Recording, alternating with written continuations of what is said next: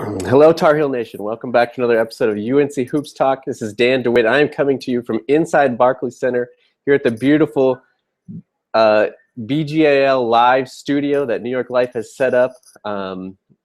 Awesome first day here at the ACC tournament for me. Tar Heels come away with a victory, beating Miami. Fairly easy win when it came down to it. Ended up winning 78-53. A little bit of a slow first half for the Tar Heels. We're going to get all into that, but I just, again, wanted to thank you guys for watching, for listening, how are you taking the podcast, for sharing it out, and also just giving me this opportunity. Without people that listen and comment and all that stuff, none of this would be available to me either. So thank you to you guys. Thanks to New York Life for hooking it up, and let's jump into some games. Tar Heels tipped off at noon today, which hasn't been very nice to them this year. 2 of our 4 conference losses coming on Saturday noon tips. They came out a little sluggish in the first half. I believe we were only up like 4 or 6 points at halftime. Miami was slowing down the tempo. I think I saw they were averaging like 23 seconds of possession, really slowing down the Tar Heels. We never got in a rhythm. First half, we only made 1 3-pointer. We couldn't spread them out. Not very many fast break points, giving up offensive rebounds. Pretty much everything that is our strength, we were kind of giving away to Miami. Especially the end of the first half, I think there was 3 straight possessions where we came up empty and they scored to pull. Like I said, it was either 4 or 6 at halftime.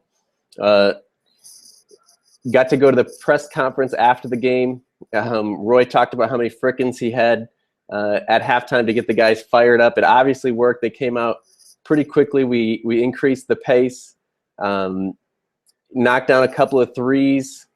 Free throws were big for us. I think we were 10 for 10 in the first half. We ended up shooting 83% for the game.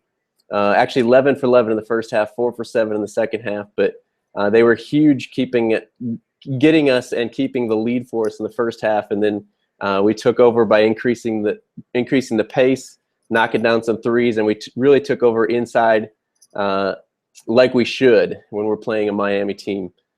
Isaiah Hicks, another big game. He had 19 points, shot 9 for 9 for the free throw line.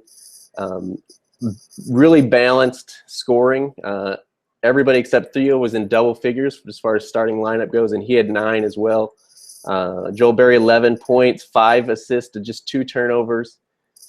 Justin Jackson, 12 points, a little bit off of shooting. He was 2 for 7 shooting from 3. Kennedy Meeks, 10 points, 7 rebounds.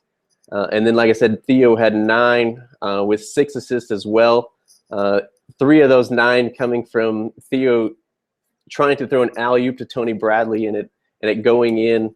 He played it off nicely without getting back on D and trying to press after that. But Roy had plenty to say about that in the press conference as well. But off the bench, Tony Bradley, a nice game, 6 points, 4 rebounds. Nate Britt, 3 points. Luke May, 6 points. Getting some nice production, but even that better minutes from our bench. Seventh Woods and Brandon Robinson both didn't score in this game, but Seventh Woods gave us 8 minutes. Brandon Robinson 6 minutes, and it was big stretches there. First half, especially. Gave Joel some rest, and I believe even in a little bit of foul trouble. So big minutes off the bench for those 2 freshmen, and a big win for the Tar Heels, showing what they can do here to start the ACC tournament. Yeah, now we move on. We go to our 3rd matchup with Duke, kind of the rubber match as we obviously split in the first half. This is the neutral site game. It'll be an interesting one tomorrow. It will tip off at 7 p.m. Eastern on ESPN, I believe, tomorrow night here from the Barclay Center. And, yeah, it should be a good one. Obviously, it's never easy when we're playing Duke. It's never going to be easy when Carolina and Duke are going up against each other. I think we do have the advantage, and they've played 2 days now. They don't play as deep a rotation as we do. And all those things that we saw in the last matchup should continue to be true in this one. We should be able to pound the ball inside to Meeks, to Hicks. And I just want to plug as well, I was able to do an interview with Seth Greenberg here in the studio as well, which is up on YouTube. It'll be up on on the iTunes, pretty much anywhere I post stuff. Wherever you're finding this, you're going to find that interview. I'd go check it out. He had some good stuff to talk about the matchup with Duke. And then I also asked him kind of about the future of this team going forward, guys returning next year, and even further than that, the future of our program going beyond that. So make sure you go check that out. And I also have the press conference up live on YouTube as well, from Roy and Kennedy and Isaiah. So check all those things out. Get ready for the Duke game tomorrow.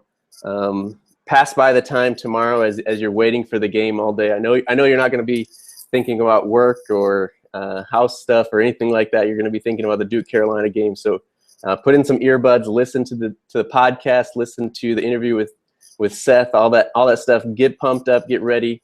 It should be a really good one coming into the semifinals of the ACC tournament. It's not even the finals. It's only the semifinals. We got 2 more games to win to be outright ACC champs, regular season and tournament, before we head into the NCAA tournament. So, yeah, get yourself ready. As far as the matchup with Duke, like I said, we should have the matchup inside taken care of. As long as we don't let them go crazy from 3. I tweeted it out already. As long as we guard that 3 ball, we run them off the line, and guard Kennard. And what are we going to do? Can't let Luke Kennard win the game for him. Grayson Allen hasn't been playing as well, hasn't been playing as much. If we can get into his head, great.